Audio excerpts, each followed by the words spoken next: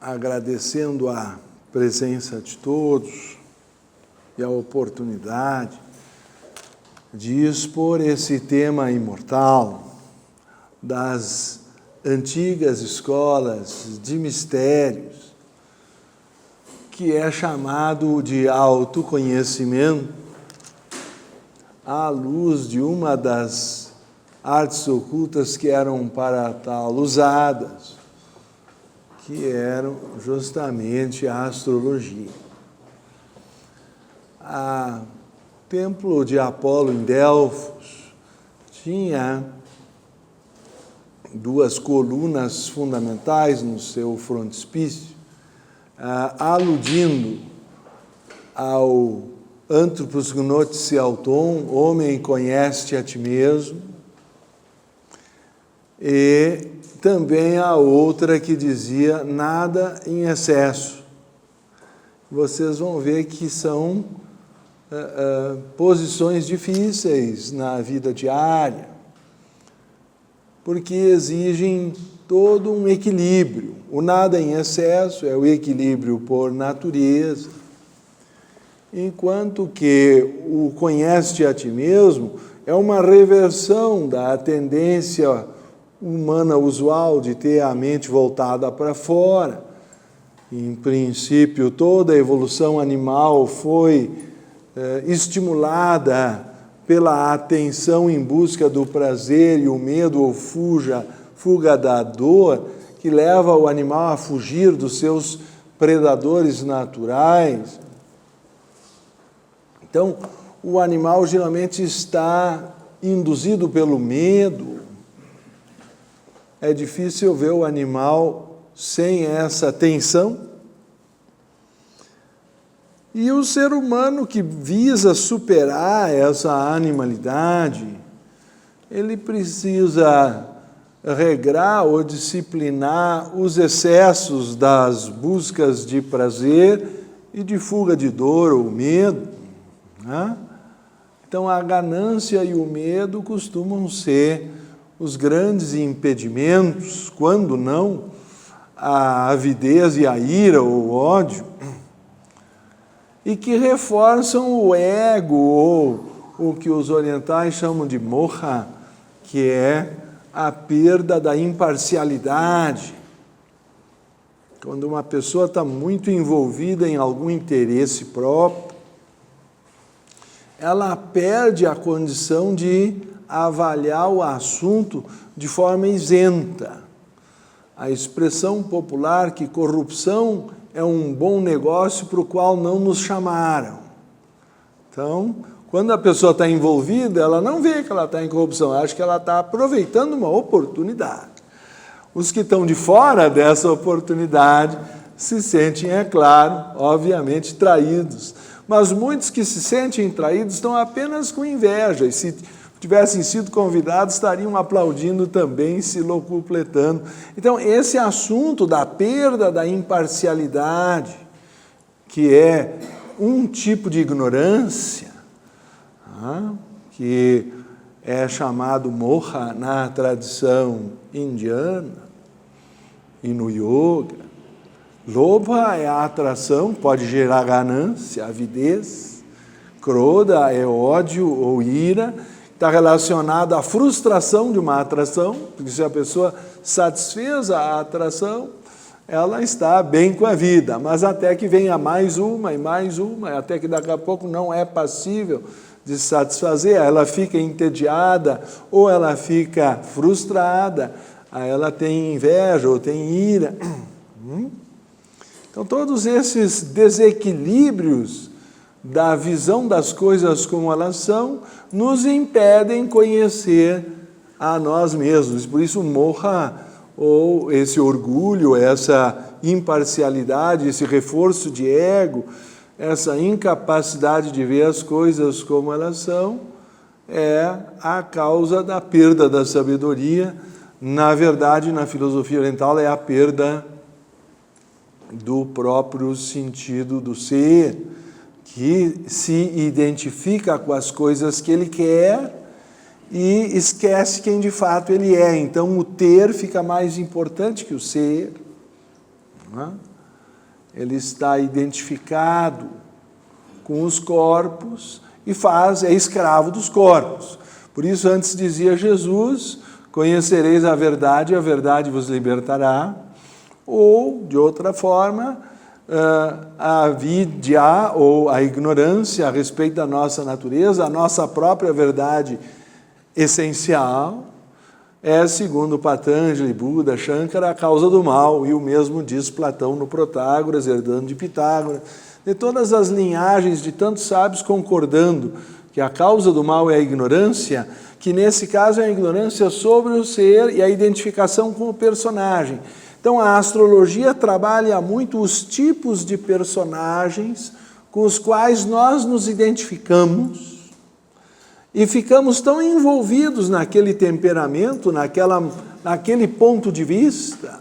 Nós poderíamos dizer que o zodíaco caracteriza 12 pontos de vista, em que a pessoa se afeiçoa a um tipo de temperamento e é contra, é claro, para começar, o seu oposto. Então já cria, entre aspas, um inimigo natural, que é a pessoa que tem o ponto de vista oposto. Então a teoria de luz e sombra diz que, em primeiro lugar, nós temos que aprender a meditar nas qualidades do signo oposto. Porque se eu não consigo ver nenhuma qualidade naquilo que me é oposto, eu crio um inimigo total. Se eu começar a ver que, entre aspas, o meu inimigo tem algumas qualidades, ele começa a deixar de ser meu inimigo. Ele passa a ser meu complemento. Ele tem qualidades que eu não tenho, eu tenho qualidades que ele não tem. É uma mudança de ótica muito profunda. Eu acho que o nosso país precisa perceber isso, tá? Que o oposto é um complemento, desde que tenha ele um traço de luz diferente do meu e vice-versa. Agora, se eu só vejo trevas no outro lado, as condições de harmonia se perderam. Aí vira guerra. Aí eu dou toda a razão para mim e o outro lado é só erro. Ora, numa relação de divórcio, dificilmente ultrapassa 70% de culpa de um lado e 30% do outro, e na maioria dos casos pode chegar a 50% de cada lado. Dizer que um é santo e o outro é o demônio não é uma situação usual na natureza. Então, se nós quisermos buscar o equilíbrio e a sabedoria, a primeira coisa é começar a reconhecer as qualidades do nosso antagonista, do nosso adversário, ou quem sabe do nosso complemento. Então, o que esse mandala está sugerindo, e nós podemos usá-lo com essa finalidade, a palavra mandala, ou como seria mais correto no seu original sânscrito, mandalam, quer dizer círculo. Mas ele tem a ideia de imago mundi, de imagem de uma totalidade, uma verdadeira gestalt, em que todos os componentes do mundo, de alguma forma, estão simbolicamente representados. Então, as escolas de mistérios da antiguidade buscavam libertar o homem da ilusão e do sofrimento que ele criava desnecessariamente para si mesmo, e uma das técnicas era a astrologia.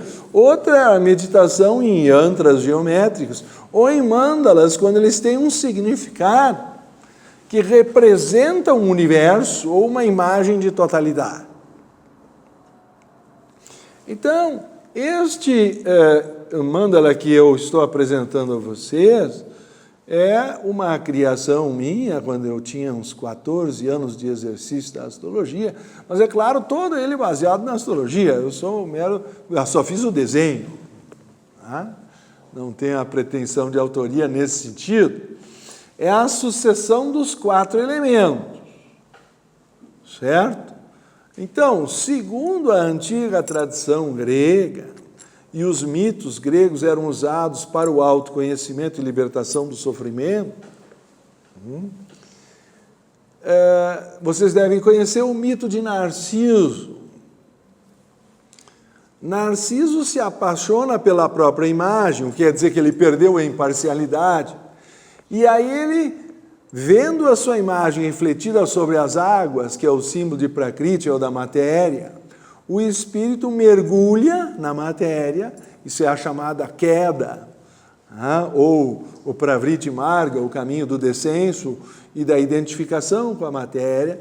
A matéria serve como espelho para o espírito conhecer a si mesmo. Segundo o Yoga Sutra 2.23, o objetivo da vida é o homem conhecer a si mesmo e desenvolver as potencialidades do espírito e da matéria. Então, a expressão do Yoga Sutra é um pouco mais rebuscada filosoficamente. Eles dizem, o propósito da união de Purusha e Prakriti.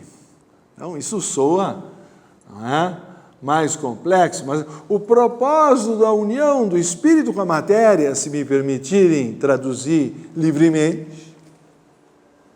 O que é a união do espírito com a matéria? É a encarnação. É o que nós chamamos de vida.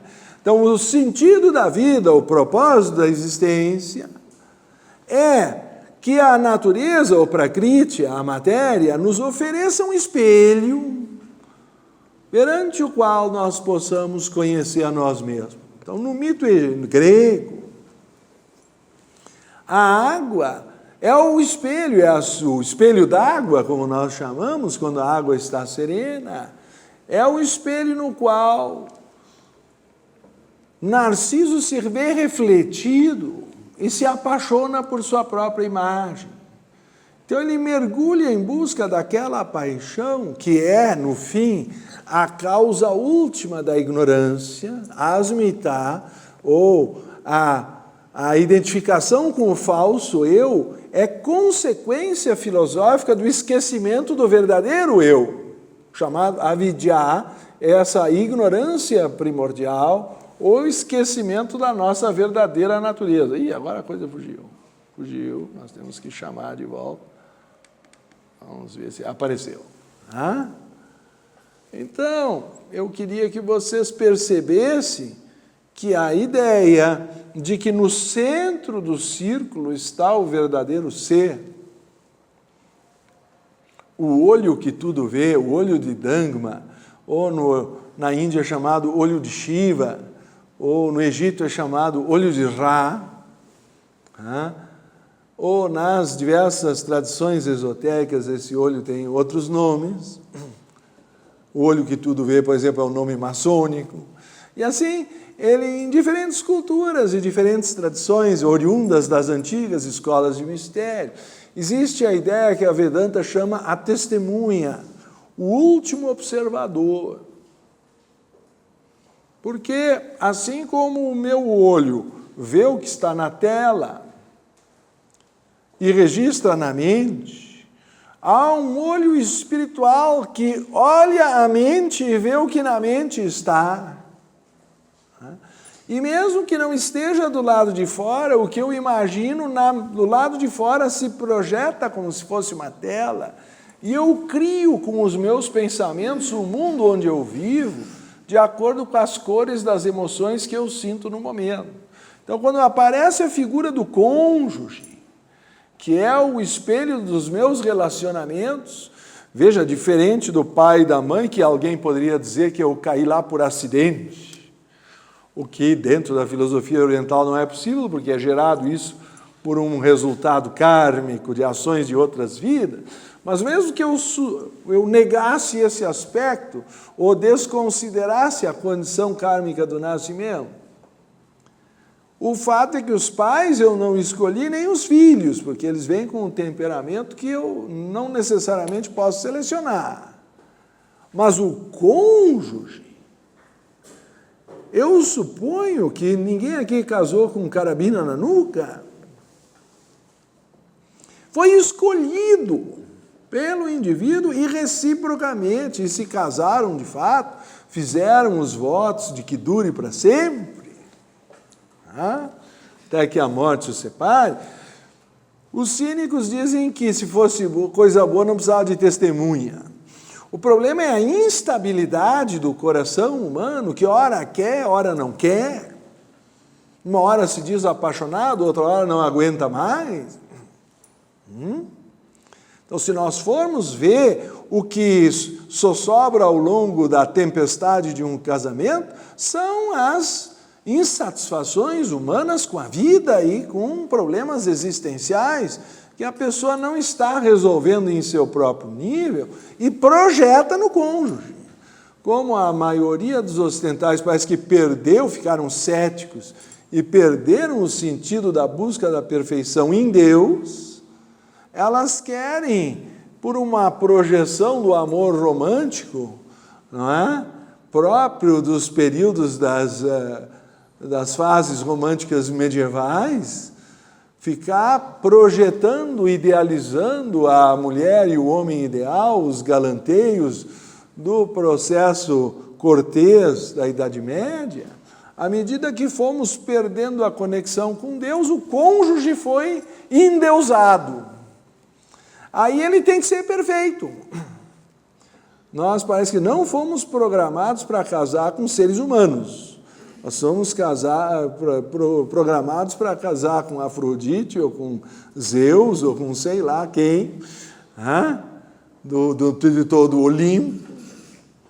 E depois, quando aparece uma fraqueza humana, aí não sabemos conviver com ela. Aí já querem o divórcio na primeira realidade que aparecer.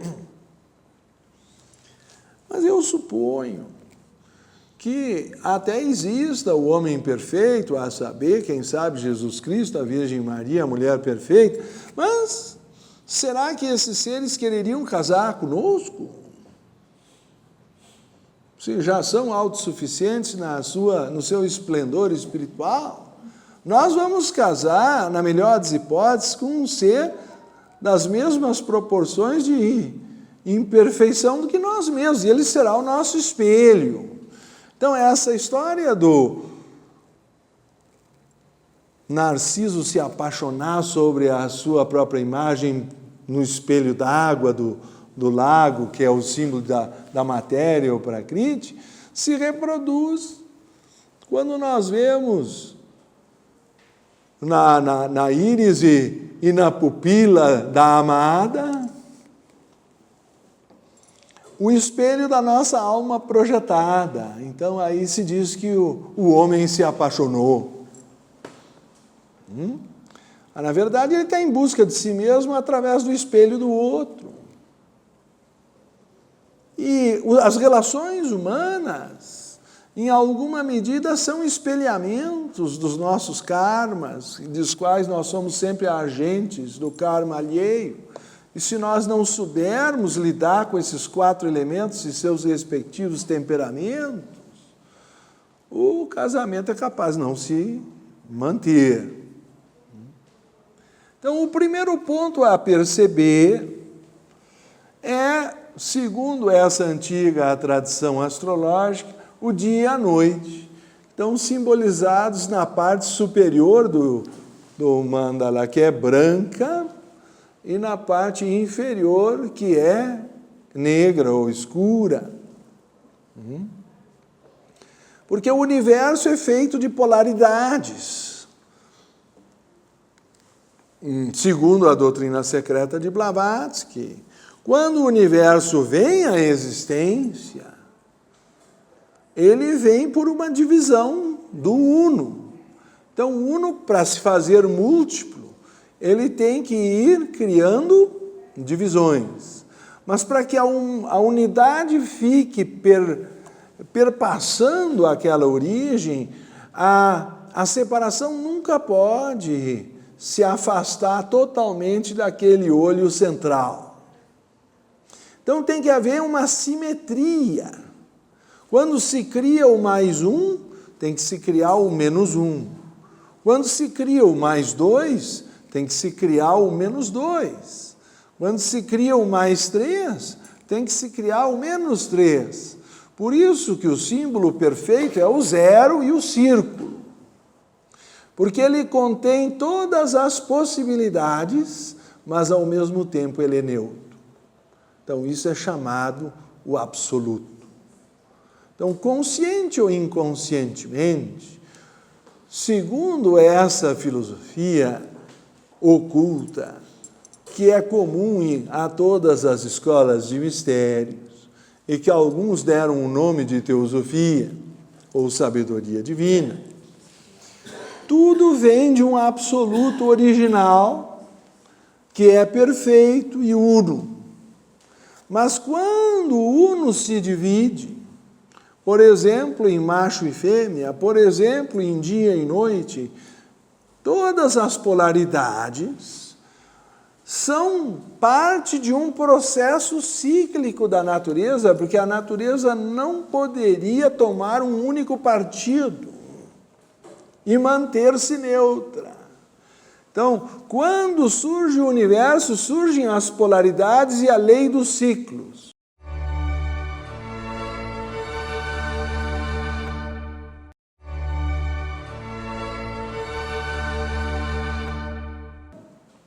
Quando surge o úmido, ele surge em contraposição ao seco. Não sei se vocês podem ver a um eixo, que é o úmido e o seco, e o outro eixo é o quente e o frio. Então, quando o dia vai se desdobrando, e o que é o dia senão uma sucessão de posições do Sol, visível quando acima do horizonte, e invisível quando abaixo do horizonte. Então, a polarização entre o dia e a noite é um ciclo. Então, vocês estão vendo polaridades que se revezam ciclicamente. Porque a natureza não poderia escolher só o dia ou escolher só a noite e manter-se neutra. Então, o ciclo orbita em torno do centro.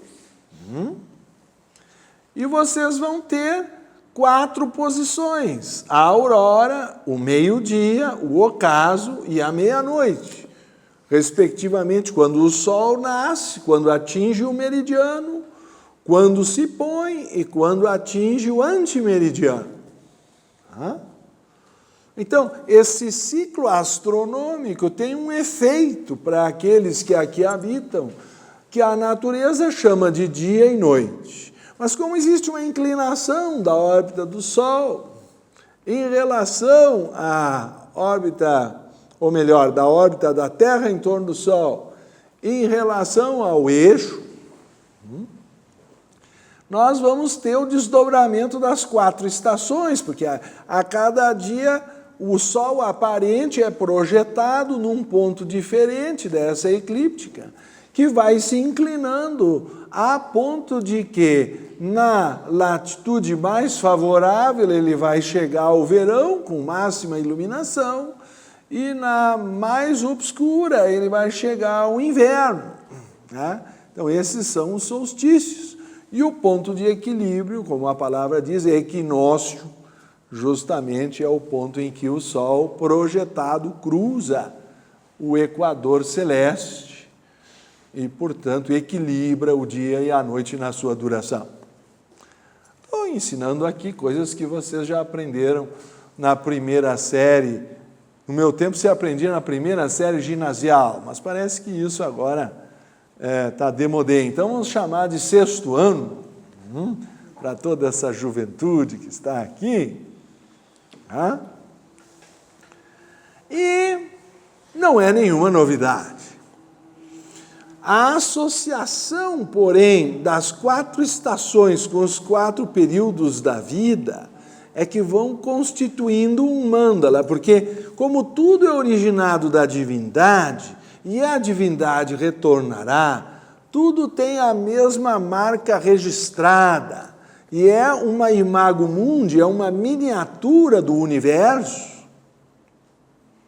Então, os pontos fundamentais que Blavatsky sugere para o estudo da doutrina secreta é de que tudo é é a unidade da vida. Número 2, de que não existe matéria morta, ou seja, que Deus é onipresente, que a vida em algum grau está presente em todas as coisas. Numa pedra está mais limitada, num Cristo está em plenitude, mas ainda assim Todos os seres têm alguma presença, nem que seja um átomo, uma miniatura dos planetas girando em torno do Sol. Um simples átomo é uma miniatura do universo.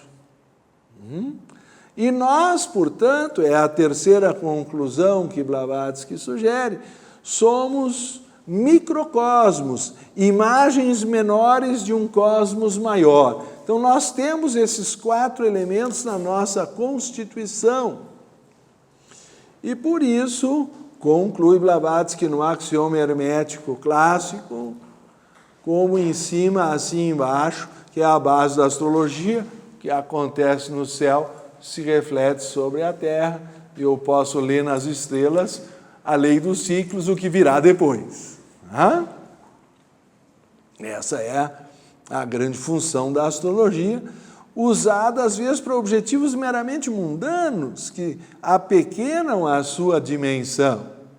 Mas na sua real potência, a astrologia era usada para o autoconhecimento, para conhecer esse ser que olha a nossa mente e que somos nós mesmos. Então, aquele que consegue observar sua própria mente está em meditação. Aquele cuja mente só observa o mundo externo está em pravriti, ele está projetado no mundo externo. Então, o primeiro grau de autoconhecimento se conquista pela meditação quando eu descubro que, assim como a mente observa o mundo externo através dos olhos, por exemplo, ou dos ouvidos, ou dos 5 sentidos, existe um ser que é o observador da mente. Isso, nas Upanishads, é o famoso pássaro que olha o outro pássaro comendo o fruto. Então, tem 2 pássaros na mesma árvore. Um come uma fruta, mas o outro observa o primeiro que come a fruta. Então, se eu conseguir ser a testemunha, se eu conseguir ser o observador, se eu conseguir assumir a posição desidentificada de quem olha de longe o mecanismo da mente, aí eu começo a adquirir autoconhecimento dos mecanismos automáticos que são a causa do meu sofrimento. São os meus condicionamentos, coisas que eu faço sem tomar consciência e que geram karma. E que fazem com que Narciso mergulhe nas águas e se afogue. Mas como ele é imortal, ele não pode morrer, mas ele se afogou. Então ele é transmutado numa semente dessa planta, do narciso, no lodo, que é o último grau de afastamento de Deus ou da consciência, que é o último grau de denso imiscuir-se numa coisa grudenta, que prende a semente, que precisa então enraizar, germinar, para sair do lodo, atravessar as águas, se purificando das emoções, para desabrochar sobre o ar, que são os ideais, para conseguir voltar-se para o fogo, que é a fonte de luz, o sol. Então, quando o narciso ou o lótus se abrem ao sol, símbolo da iluminação, é porque o resgate do filho pródigo que se afastou do pai para virar uma semente no lodo, ele começa a retornar, segundo a Bíblia, depois de comer os restos dos porcos, da comida que os porcos rejeitaram. Quer dizer, a Bíblia tem a história do filho pródigo, é uma coisa assim bem dramática, para simbolizar aquele que estava na casa do pai, onde estava em glória, e desconsiderou o pai, desvalorizou, se afastou, até que ele acabou nos excrementos dos porcos, ou como vou chamar, a situação última, lodosa, em que ele mergulhou na última escuridão da matéria, onde o espírito tem mais dificuldade de se ver refletido, e aí ele sentiu falta da sua luz, ele não encontrou mais o amor, ele era escravo, ele não tinha, portanto, autodomínio, ele não tinha liberdade e muito menos autoconhecimento. Então ele perdeu as 3 coisas que a alma busca: autodomínio, autoentrega e autoconhecimento, que é o que geralmente o povo chama de vontade, amor e sabedoria. Esse é o objetivo da vida. A alma mergulha na matéria para crescer nessas 3 direções. E enquanto ela cresce nessas direções, a vida tem significado. Mesmo que seja recolhendo karmas dolorosos, mas se ela mesmo germinou, depois de ter semeado, aquilo germinou e foi colhido, e ela está crescendo em autodomínio, autoentrega e autoconhecimento, a vida está cumprindo seu papel. Como dizia magnificamente Vivekananda, o mundo é perfeito, perfeito para atingir os seus fins. Os homens é que queriam que o mundo fosse um parque de diversões, que aqui só tivesse felicidade. Não entenderam que o mundo é uma escola e que nós não viemos aqui para ter prazer, nós viemos aqui para aprender. Se nós aprendemos bem as leis da natureza, até podemos colher prazer delas, mas não é esse o objetivo. Se eu ficar apegado ao prazer, ou se eu buscar prazer na vida como um objetivo em si mesmo, isso já é lobha ou a avidez, a busca de prazer, que é a semente de todos os males. Uma das definições das cartas dos mestres é de que o mal é o exagero do bem. Então, quando eu começo a buscar o prazer pelo prazer, eu já tomei o caminho do consumismo e da escravidão. Eu já, no mínimo, eu fui ficar escravo do cartão de crédito, porque o prazer tem preço, caso vocês não tenham notado.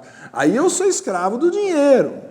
Aí, a partir daí, para suprir todos esses prazeres, começa uma luta insana pelo dinheiro. Toda a vida espiritual é uma renúncia progressiva da dependência de estímulo externo.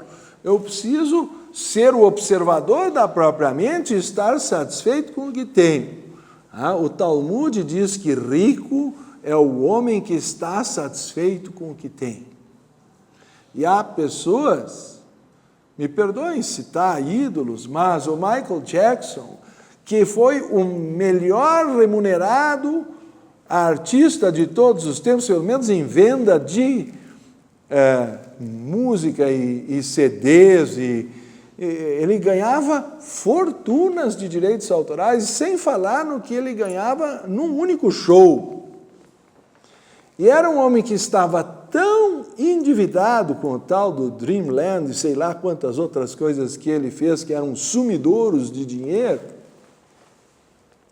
que o show não conseguia pagar o juro da dívida, nem falamos no montante.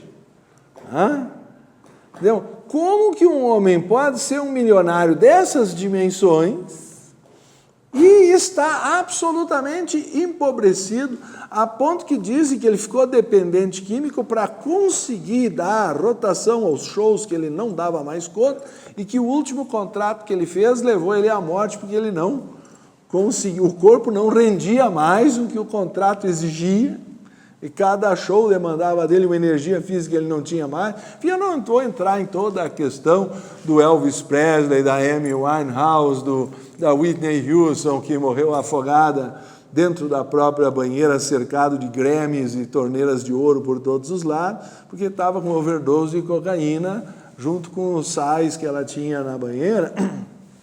Então, cercada de tanto luxo, morreu afogada.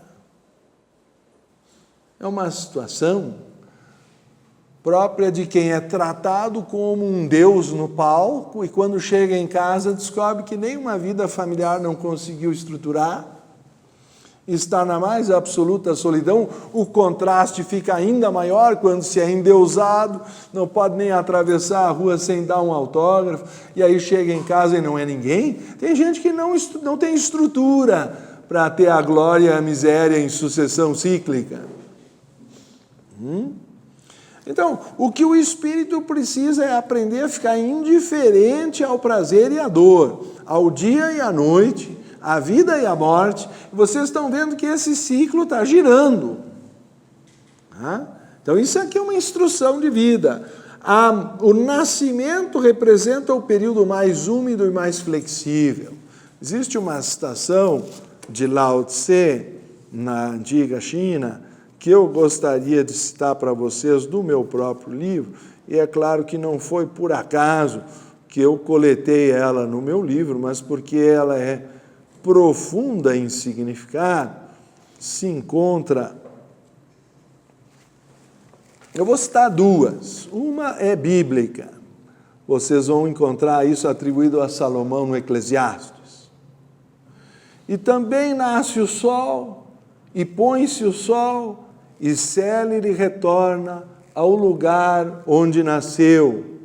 O vento vai para o sul e faz seu giro para o norte, e continuamente vai girando o vento, e volta novamente, refazendo seus percursos. E todos os rios correm para o mar, e contudo o mar não se enche. Do lugar de onde os rios vêm, de lá eles retornam novamente. Então, vocês conseguirem contemplar a beleza do cosmos e da natureza nas suas leis cíclicas, vai desprendendo o ego psicológico dos seus interesses mesquinhos e vai nos dando uma visão de grandeza do infinito, porque Blavatsky dizia que meditação é o anseio do homem interior pelo infinito. Então, nós somos aquele narciso imortal que está mergulhado no lodo, ou talvez já tenha conquistado a água, ou retornado ao nível dos ideais do ar, mas estamos desabrochando para essa luz do sol, senão acho que não estaríamos nessa sala hoje buscando a luz. As pessoas buscam outros caminhos trevosos nas drogas, na bebida, e outros descaminhos na prostituição e no crime, para conquistar o prazer a qualquer custo, às vezes matando a própria mãe por mais uma dose, ou matando o outro por um tênis para vender, para comprar crack. Então, os níveis de degradação que um ser humano pode chegar, é só fazer uma visita na Cracolândia para vocês verem. Mas, se vocês quiserem conquistar a luz espiritual, tem que cada vez renunciar mais ao estímulo externo e à dependência de qualquer tipo de prazer externo. Não bruscamente, porque senão dá uma crise de abstinência existencial, mas o yoga é um sistema de renúncias progressivas e de aprender a observar a própria mente e a própria respiração e ficar com as coisas mais simples da vida, em contínua e progressiva renúncia, até que haja uma completa libertação da causa da escravidão.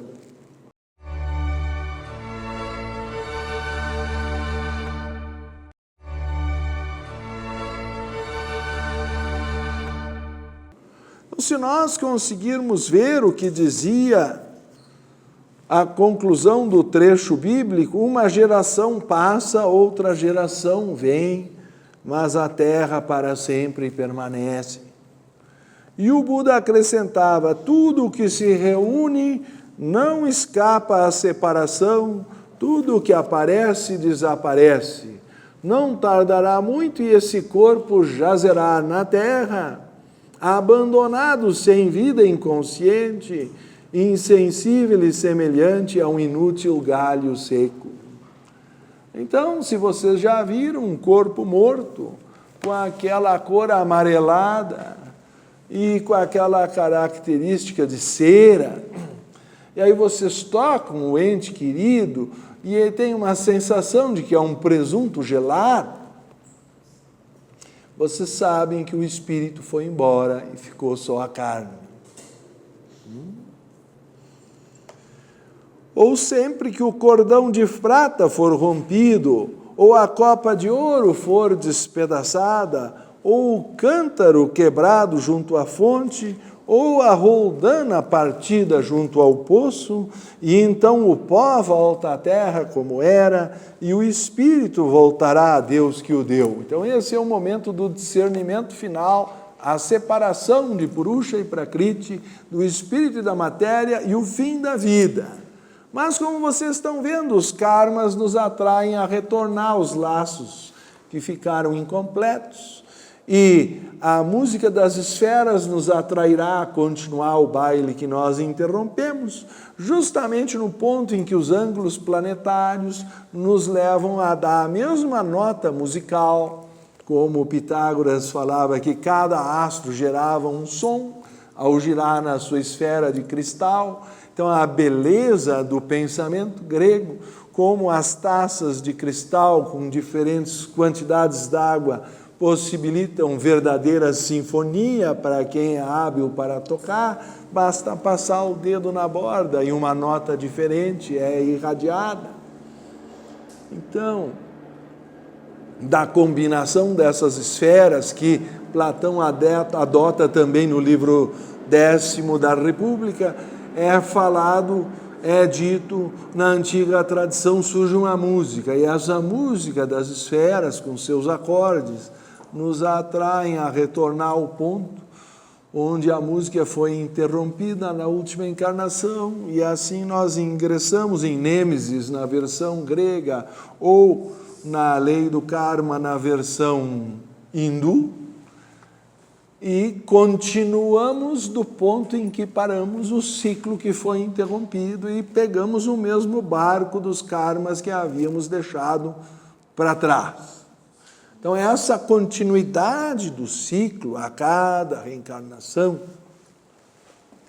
está mediada com as proporções desses 4 elementos, que é mais difícil explicar como os signos e as casas estão ligadas aos elementos de tal forma que os planetas ali caindo são um elo de ligação entre o céu e a terra, porque os signos estão no céu, como as casas estão na terra.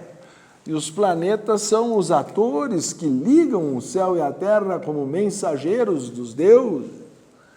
E pelos ângulos que fazem em triângulo ou em quadrado, na soma 7, no produto 12, vão fazer a pirâmide com base quadrada sobre a qual se ergue o lado triangular, apontando ao vértice divino. Então nós temos o simbolismo do autoconhecimento na busca daquele último vértice que é capaz de observar a pirâmide de cima, understand, estar em cima e ver o que está embaixo. Então, a compreensão depende de um ponto de vista onde eu consiga me isentar ou ver equilibradamente todas as partes. E é isso que busca um diagrama como este. Se eu conseguir entender que eu não preciso me apegar nem ao nascimento, nem à morte, nem à infância, nem à velhice, nem à maturidade, nem ao pós-morte. Vocês têm 4 regiões. A mistura do úmido com o quente gera a juventude. Então é flexível e extrovertido, cheio de energia. O que o calor não é senão a expansão do elemento? Então isso é chamado o ar. Gêmeos, Libra e Aquário são os mais infantis e joviais. Representam a primavera, onde os ventos do ar levam a natureza a proliferar, a levar o pólen para gerar a expansão da vida. Então esse é o período dos sonhos, das paixões, das projeções, que dizia o poeta que as pombas voltam aos pombais, mas os sonhos não voltam mais. Então é do período em geral, do nascimento aos 21, que nós temos a predominância do ar. E os signos pessoas que já nasceram com os signos nesse elemento, se sentem, de certa forma, mais adaptadas, são mais precoces e flexíveis. Depois vem o fogo, que é uma mistura do quente e do seco. Então, se vocês têm um filho de Áries, Leão ou Sagitário, vão ver que ele não quer nem pegar a mão de vocês para atravessar a rua, porque ele já nasce adulto e não aceita ser ajudado. É ofensa vocês ajudarem Áries, Leão e Sagitário, que ele não se admite fraco para precisar de qualquer ajuda. Então, essas pessoas se sentem melhor, em geral, dos 21 aos 42 anos, quando elas estão na plenitude da força e a capacidade épica da luta no mundo entre o bem e o mal e todo aquele simbolismo que na tradição védica é chamado o período de ser chefe de família. Então, esse é o período de maior engajamento no mundo. O primeiro é o Brahmachari, ele ainda não entrou no mundo. O segundo, o Grihastha, ele está plenamente inserido. No terceiro, ele já, no Vanaspati, ele está se afastando. Ele está num primeiro grau de aposentadoria. E isso, pois que depois vem a renúncia, que é o símbolo da morte, o sannyasi, e ele se recolhe, se afasta de tudo, e simboliza que ele se desprendeu da matéria, caracteriza esse quarto estado, que é a água. Pela ordem, então, os signos de fogo esquentam a cabeça, que nem palito de fósforo, e são mais impetuosos e querem resolver as coisas, fazendo algo contra o mundo que eles vão consertar, e geralmente eles sabem o que é certo e os outros têm que se dobrar à sua autoridade. Depois, é claro, o ciclo continua, e lá pelos 40, eu não vou dizer que uma pessoa seja madura aos 21 ou velha aos 42, mas todo mundo sabe que lá pelos 40... os braços começam a ficar curtos e a leitura mais difícil, ou a gente bota óculos ou põe a culpa nos braços.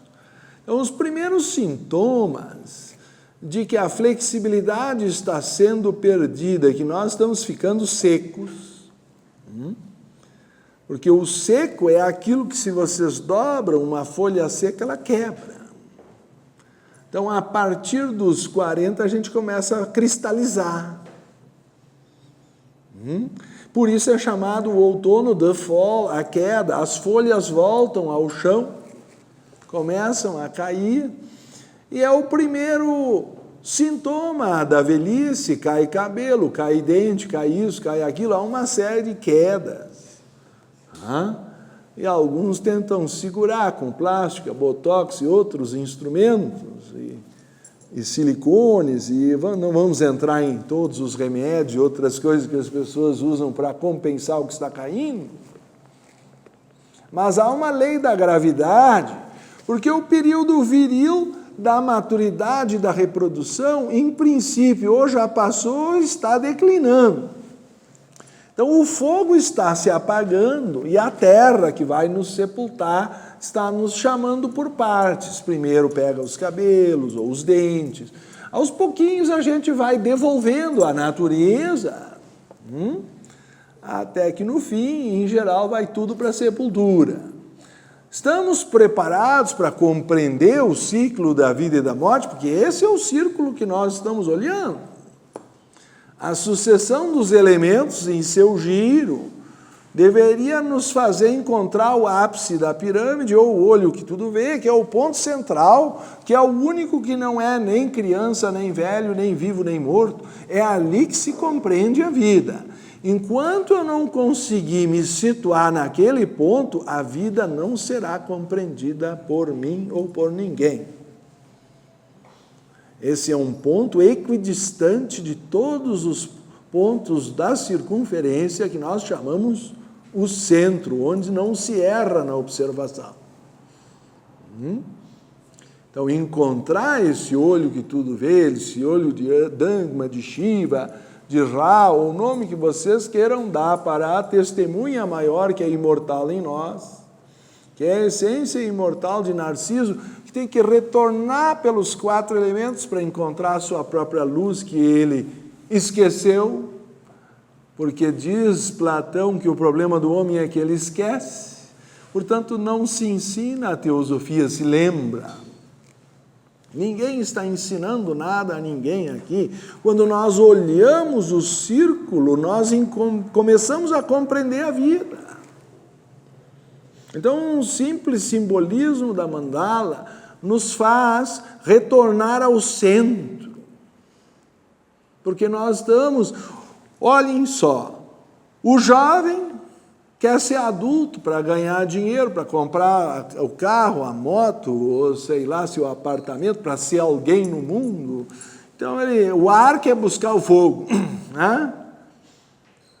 Ou, da maturidade, a pessoa já pensa em se aposentar, se bem que agora criaram o 11º mandamento, não te aposentarás, mas isso é um problema local. Pesquisa arqueológica lá no Monte Sinai. Né? Então, as pessoas entram e depois me telefonam, porque passaram no concurso, é um momento de felicidade, e depois eu recebo telefonemas, não aguento mais ver o sol se pôr quadrado no horizonte, estão lá no bolo da noiva, não sei aonde, ganhando os salários brasilienses, mas se sentindo presos numa burocracia sem nenhum significado. Então, aí as pessoas entram na contagem regressiva para a aposentadoria. Então a gente pensava, o jovem está satisfeito? Não, ele quer ser adulto. O adulto está satisfeito? Não, ele quer se aposentar. Aí vem a velhice, vai ficando seco, as juntas vão doendo, dá artrite, dá artrose, dá problema nos dentes, quando não tem que botar até uma dentadura, né, que pelo menos é um sorriso que a gente leva para a cama e nos acompanha já sorrindo no dia seguinte. Pelo menos é um sorriso permanente, fica naquele copo em suspensão. Aí eu deixo a vocês a descrição que lhes aprouver, mas a natureza está dando sintomas de que está se preparando para a viagem, para a grande jornada de devolver o corpo aos elementos. E as pessoas resistem ao processo, porque não entenderam que o corpo é emprestado. Nós não ganhamos ele por esforço próprio e vamos ter que devolvê-lo da mesma forma que o recebemos, como um inquilino ou como um viajante que entra num hotel e não é dono do hotel. Ele vai ficar lá alguns dias, ele está numa viagem e supõe-se que quando chegou o fim da viagem ele volte. Ou o cartão de crédito dele vai acumular tanto que ele vai ficar endividado e aí ele vai ter que ficar preso no hotel, pagando, acho que lavando pratos ou escravo por dívida, que é o que nós acabamos fazendo com o karma, né? Nós vamos ficando presos ao processo da matéria e temos que depois pagar. Então, o que acontece? Vem a velhice e a morte, para a qual a nossa cultura em geral não sabe nos preparar, embora Platão ensine que a verdadeira filosofia é preparar-se para a morte. Nós estamos fazendo um exercício de filosofia grega. Mas será que o morto está satisfeito com a morte ou o velho com a velhice? Aí ele fica sonhando quando ele foi jovem, ele deseja voltar a ser jovem, de preferência com a sabedoria que ele já tem, que ninguém quer voltar à mesma ignorância que já teve. Essa é a ironia da velhice. A pessoa quer voltar a ser jovem, mas com a sabedoria que tem. Bom, isso é reencarnar, então ou ele deseja reencarnar, ou ele quer morrer logo porque não aguenta mais as dores da velhice e suas limitações. De um jeito ou de outro, ele não está satisfeito com a estação do outono. E os que mais se agradam ali ainda são os signos de Touro, Virgem e Capricórnio, que já nascem velhos e parece que são mais adaptados a essa frase. Os de Câncer, Escorpião e Peixes já nascem mortos. Então aí a situação é mais grave. Levam anos para conseguir descobrir onde é que estão, até eles se darem conta que eles estão encarnados, a vida em geral já passou. Então, eles são meio desligados do tempo e do espaço, são muito românticos para lidar com coisas práticas, geralmente viram um astrólogo que nem eu, ou alguma coisa parecida. E, por sua vez, o morto, depois de relembrar as coisas do passado, que é a função maior, separar o joio do trigo, separar no purgatório que é a de preso à terra um apego, e poder subir aos campos elíseos por um tempo que aí ele descobre que ele ainda está devendo alguma coisa, e que ele não aprendeu tudo, e aí ele mergulha de novo na sua imagem projetada e toma um novo corpo. E começa esse ciclo, volta a ficar úmido, flexível, depois quente, passional, depois seco e velho, e por último frio e morto. Então, esse ciclo, vejam bem o que é um ciclo. Quando choveu, a terra fica úmida. Mas isso quer dizer que deve haver menos nuvens porque a água desceu. E deve passar mais luz, então vai ficar quente. Mas ficando quente, aquele solo vai acabar evaporando a umidade, criando assim as condições para ficar seco. Se a água evaporou, ela cria uma nova nuvem, vai passar menos luz e vai ficar frio. E ficando frio, a própria nuvem acaba se precipitando em chuva e volta a ficar úmido. E aí vai passar mais luz e volta a ficar quente, aí fica seco, aí se criou nova nuvem e fica frio, porque não passa a luz, e aí se precipita em chuva e fica úmido de novo. Então eu não vou cansar vocês com o que é um ciclo, mas compreender que o temperamento de terra já nasce velho e muito cauteloso, então os signos de Touro, Virgem e Capricórnio pensam muito antes de tomar uma decisão, e parecem mais mesquinhos ou calculistas, porque eles não querem correr risco,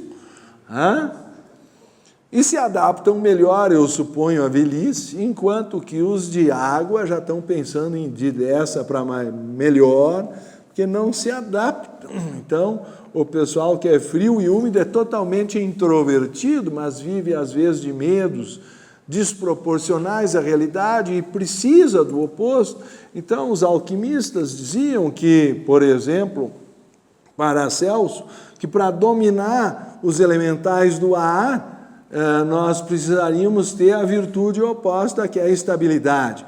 Para dominar os da terra, é preciso ter a jovialidade e generosidade jovial, que é do ar. Para dominar o fogo, é preciso, então, ter a placidez da água, e para dominar a água é preciso ter a coragem do fogo. Então, se vocês meditam nas qualidades que correspondem aos elementos e vão adquirindo a posição central, a simples meditação vai nos levando, pelo uso dos símbolos, a encontrar aquele que é o observador da própria mente. E essa é a fonte de toda a projeção de prazeres que nós buscamos fora, mas que, na verdade, estão dentro de nós. Então, nós estamos sempre insatisfeitos, porque longe buscamos o que perto está, mas precisa o ser humano encontrar a sua essência imortal, para poder se desprender do sofrimento ilusório que ele cria para si mesmo. Então, as escolas de mistérios usavam assim a astrologia como um caminho de autoconhecimento. Eu não sei, essas eram as ideias que eu gostaria de compartilhar, mas se houver perguntas, acréscimo ou divergência, a palavra é vossa, pois essa é uma instituição de liberdade de pensamento.